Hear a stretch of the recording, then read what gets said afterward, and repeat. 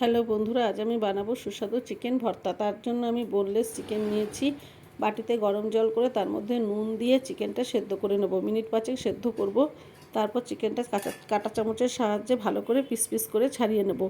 নিয়েছি একটা পেঁয়াজ গোটা, আদা রসুন টমেটো কাঁচা লঙ্কা। পেঁয়াজটা পেস্ট করে নিলাম। কড়াইতে সাদা তেল গরম করে পেঁয়াজটা দিয়ে দিলাম।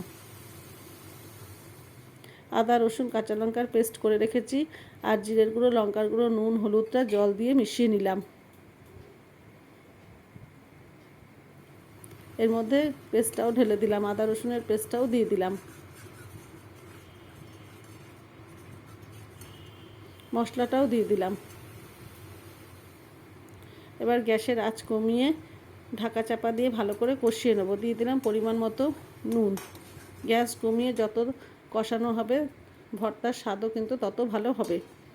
নিয়েছি 10-12টা কাজু বাদাম, 1 চামচ চার মগজ। এটাকে আগে শুকনো পেস্ট করে নিলাম। তার মধ্যে দিয়ে দিলাম 2 চামচ টক দই। ভালো করে মিক্সিতে বেটে নেব। মশলাটা কষানো হয়ে গেছে। এর মধ্যে চিকেনের টুকরোগুলো এবার দিয়ে দেবো।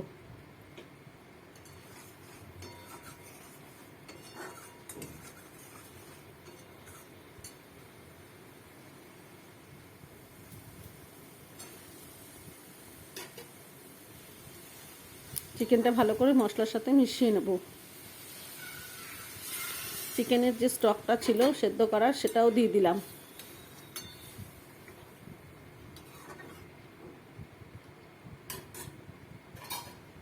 আরেকবার ঢাকা চাপা দিয়ে আরেকটু সেদ্ধ হতে দেব। এবার যে কাজু বাদাম, চার মগজ আর টক দই যেটা বেটে রেখেছিলাম ওটা দিয়ে দিলাম।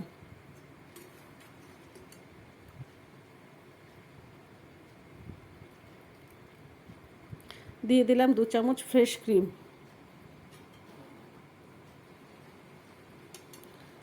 এক চামচ চিনি দিলাম।